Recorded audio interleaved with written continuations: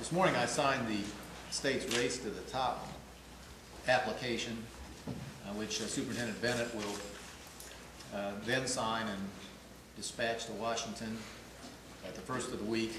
Full details will be available after he's done that. I just want to commend the superintendent, but also everybody, teachers, principals, superintendents, who participated in the process of bringing this together. We are told Indiana's application is perhaps the boldest in America.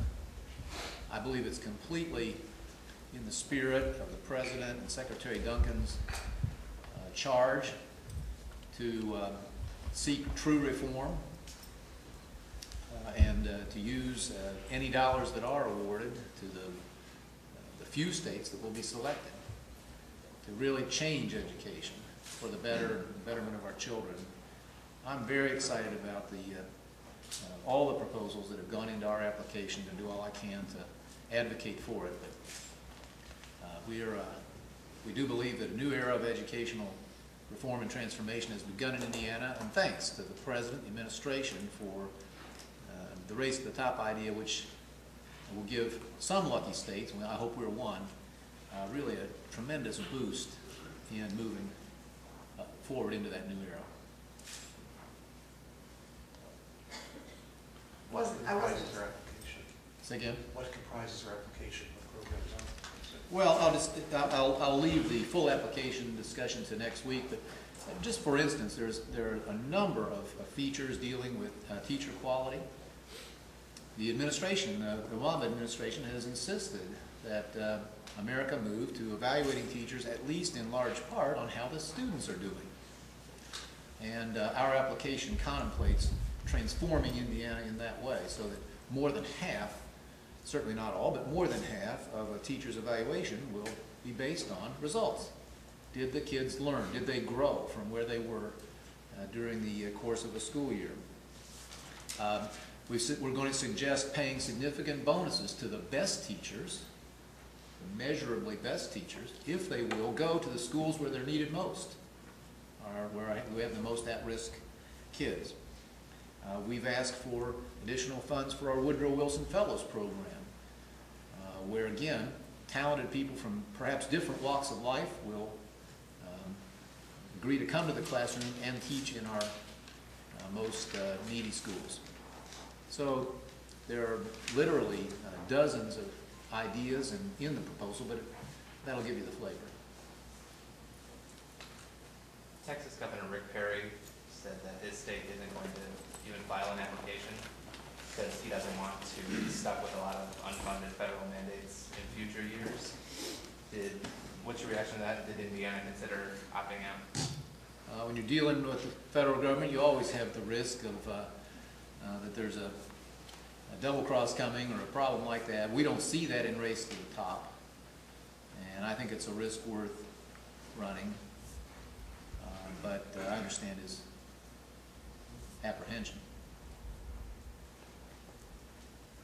Why does it take federal funds to base evaluations on performance? Why couldn't we just do that?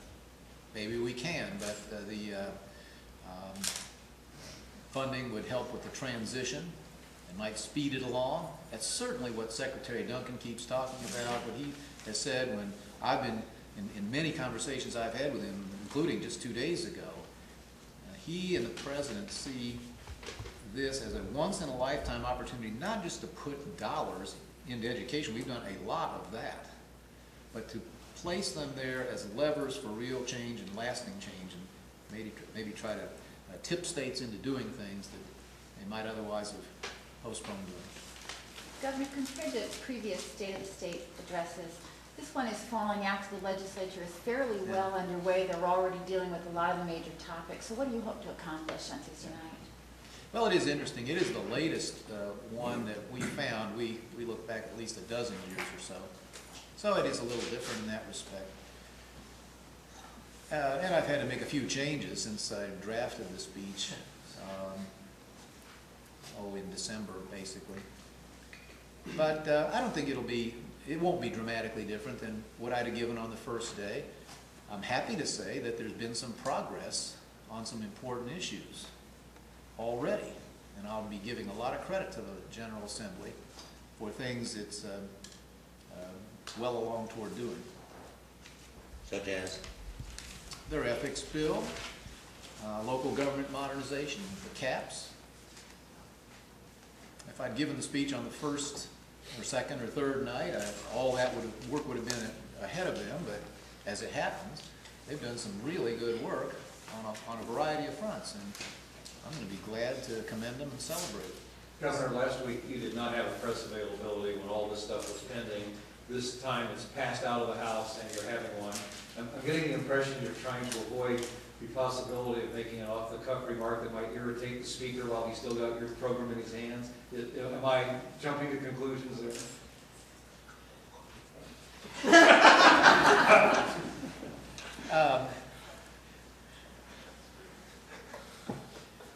You know, sometimes we just want to stay out of the way and let them do their job. And I will just simply observe, as I did, that they're doing a pretty good job on a number of fronts. I think some observers have been surprised. Let me say this. This will be part of the speech next week. I've always taken the view, this is our third short session, that any tradition that those were do-nothing sessions ought to be left behind, that we can't skip a year. And my impression is that even though this is a short off-year session, that some really important work is going on and may well be completed. So I don't want to interfere with it, and when they're doing so well, I'm trying to stay out of the way. Is there a sense of urgency, though, really about politics? I mean, given that this is an election year, would you attribute most of their speedy action to that? I don't care what causes it. It's results always that matter to us.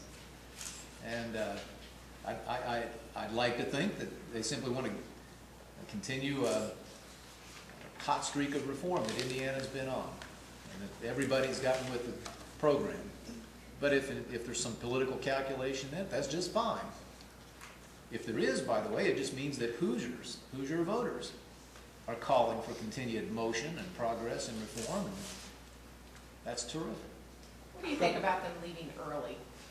There's talk about them leaving the first week of March, being done. Depends on what they got done, but if they complete really significant work of the kind they've certainly made some strides on, I've got no objection. Taxpayers probably don't either. One thing the speaker talked about yesterday was jobs. He said he wanted to hear something from you during the State of the State about jobs. One idea was using the Major Moves Trust Fund for what he said, about 10,000 jobs repairing bridges in the state. Well, we're all about jobs. The state speech will be largely about that. The real jobs program for this state is to distinguish itself from other states, to keep spending down, pay our bills on time, keep taxes down while the rest of America is raising them. Every time we do that, we become a little more competitive. And we are seeing, as recently as today's papers, companies under pressure consolidating into Indiana because we're a better place for jobs than anywhere else. That's the jobs program. Now, if you like spending public money on infrastructure, we're your team. We're shattering the all-time record again this year, thanks to the toll road transaction. And so if the speaker has finally caught on what a great boon that was for Indiana, then we're glad to have him as an ally. Is that a no? You could hardly spend more money than we are spending right now. We are the national leader, spending over $2 billion investing it in our future right now. The legislature came up with the idea of setting aside some of that huge bonanza as a trust fund for later on. I think it's a pretty good idea, and probably ought to be left alone. I know that the speakers made comments this week that the property tax caps that are going through the legislature now are just going to result in an income tax or sales tax increase down the road because the cost of local governments isn't going to change. What are your thoughts on that? If he's in charge, there may be tax increases, but there don't have to be. Governor, can you talk about the township bill that the House passed, which would give, township by township votes, and whether that's an acceptable way to go about this? I was very pleased to see more than one additional idea about township government emerge in the House. And I want to give credit. Representative Crawford, Representative Delaney, just to think of two, who have advocated these supplemental or alternative approaches. We offered a bill after lots of consultation with stakeholders that we think has a good chance of achieving consensus and passage. But if there are other ways to get at the very same goal or go beyond the proposal we've made, I'm all for it. And can I make this point that to those, and I understand those who have been skeptical that we can address this very difficult problem. I think I'm correct. This is the first time the House has passed on its own motion anything dealing with the Kernan-Shepard recommendations. That's a really important step forward, and I want to commend them for it. And I think there's a great chance that it can be blended somehow with the similar proposal that's already come out of Senate committee. So I'm very encouraged. Will we hear any new initiatives in your State of the State speech? I'll talk about subjects we haven't talked about before, but nothing that you haven't heard me talk about. Non-political redistricting, new tools for child support, themes that we've spoken about before but haven't been in previous State of the State speeches. Governor, the December revenues were short of the new forecast by $5 million. How much of a source of concern is that? We remain very concerned. January will be a very telling month.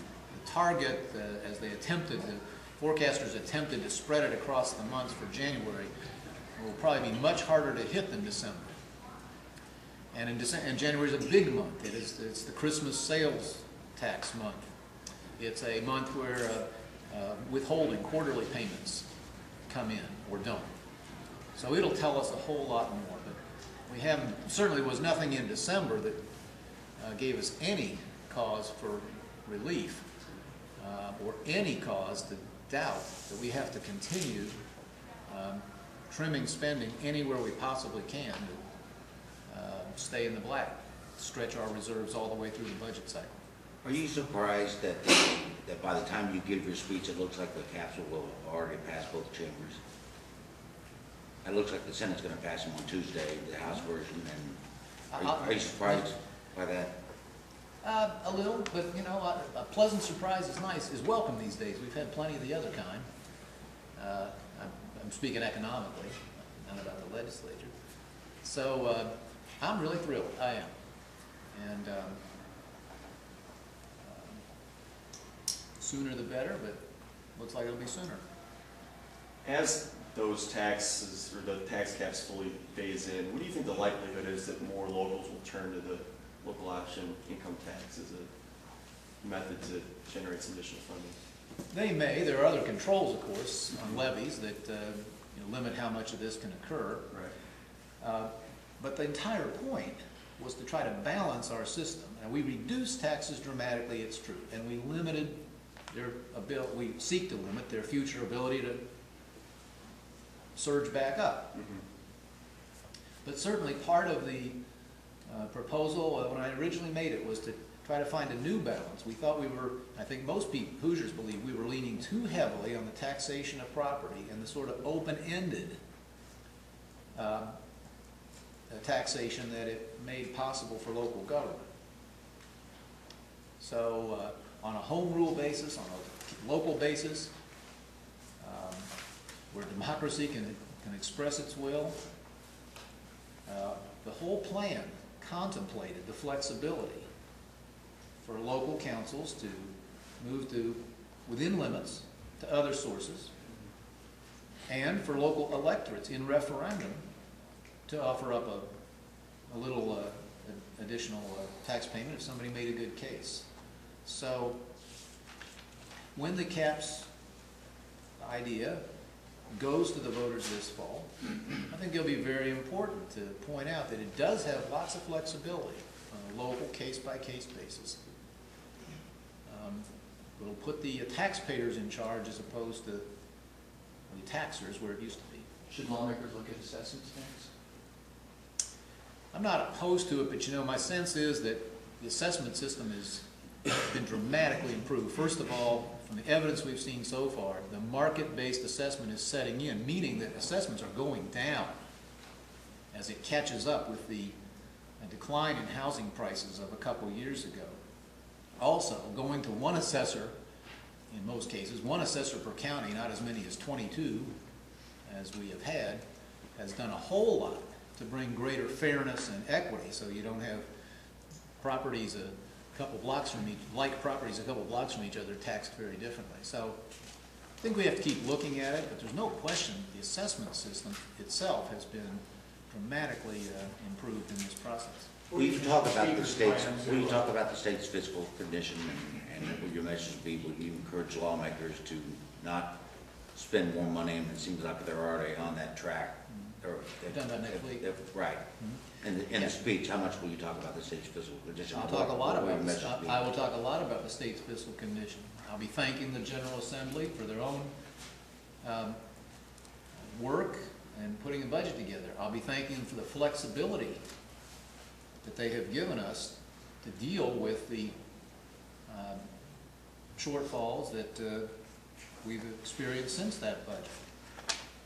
And I'll certainly try to put this in some context by talking about the catastrophes that are going on in the vast majority of states of this country, but not here.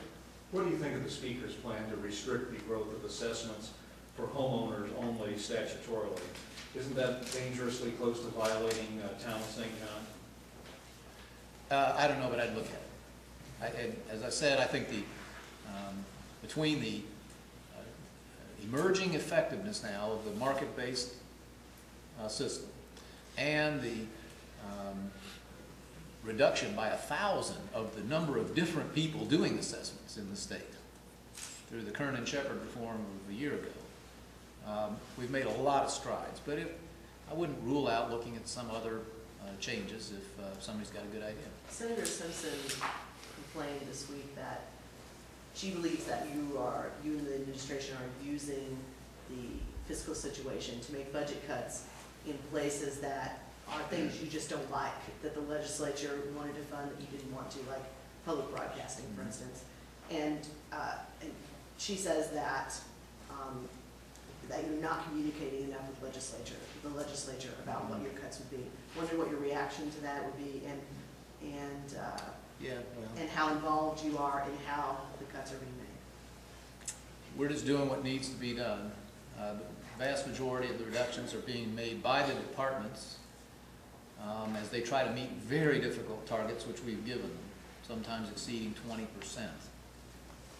And so it includes an awful lot of things we wish we didn't have to do, and that we look forward to undoing or reversing one day when it can be afforded. And we've been moving fast, and but if we can do a little better job of communicating, we'll try to do that.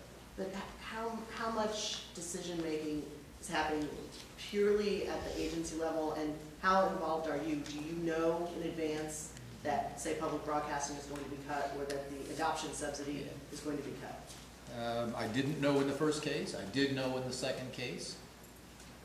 Incidentally, that subsidy, we went from the third richest subsidies in America to the fifth, and vastly higher than any of our neighboring states. So I knew about that one, said it was okay. People know that child protection is a very, very central priority of ours, so that one they checked with first. They have a very compelling case that this is fair under the circumstances. I didn't know about public broadcasting. That just fell out of the targets, I suppose.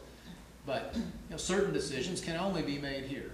What to do about higher ed, what targets to give the departments in the first place, what to do about K-12. The vast majority of these decisions she's asking about are being made by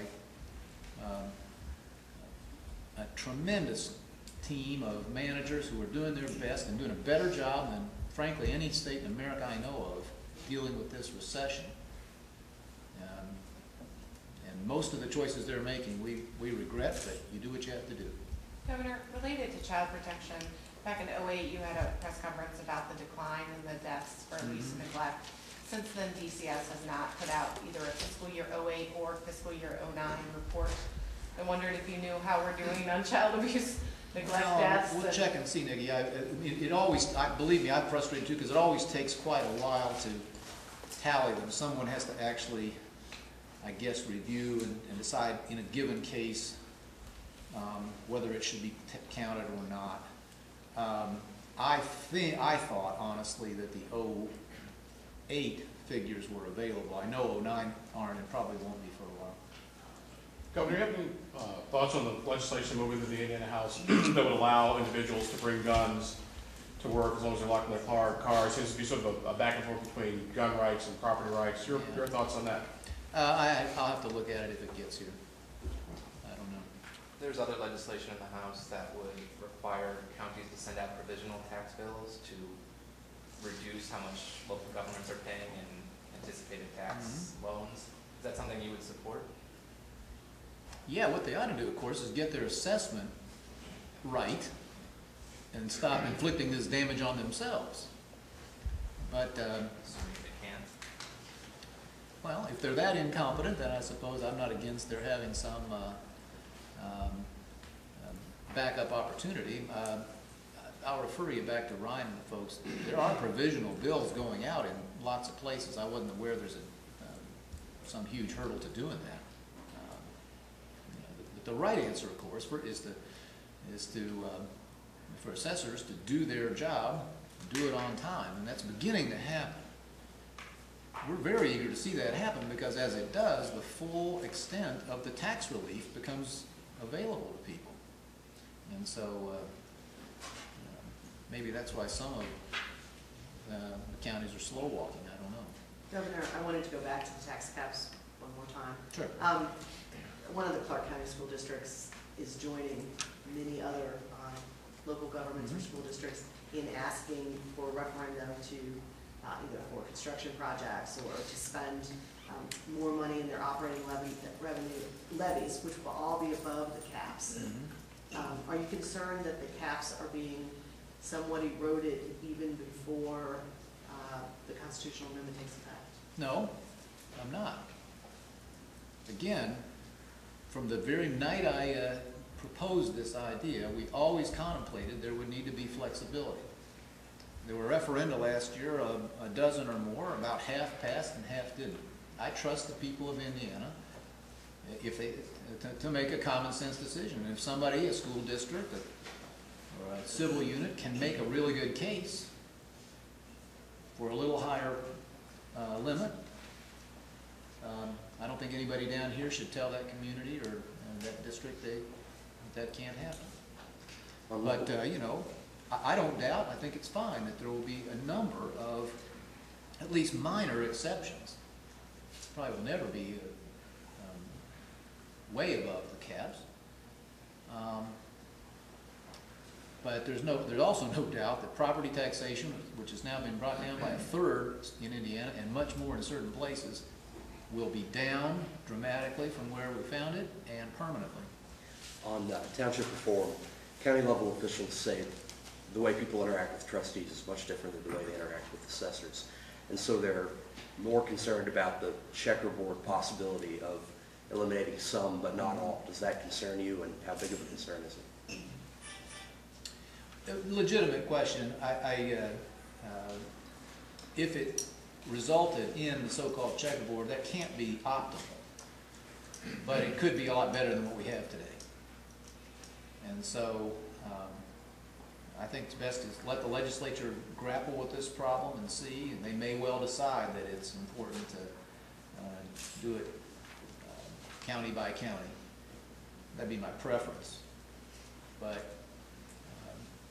in this whole process of the Kern and Shepard reforms, I'm prepared to make compromises, and as long as we make steady progress, and we'll learn as we go, and there's nothing to prevent a step we take this year from being taken further in the future if it turns out it's not working well. I want to ask about the ethics reforms and two facets of it in particular. One would affect people in this office, should governors and candidates for governor be allowed to raise funds during that long budget writing session? And secondly, what do you think about universities? Should they have to report their lobbying? Yeah, I don't care. It might be a good idea to limit some fashion the fundraising. Perfectly open to that. And on the universities, I think they ought to they ought to be part of this ethics reform. As I understand it, they accept that that's appropriate. We don't recommend any state resources to Any state resources to Haiti? No, but we're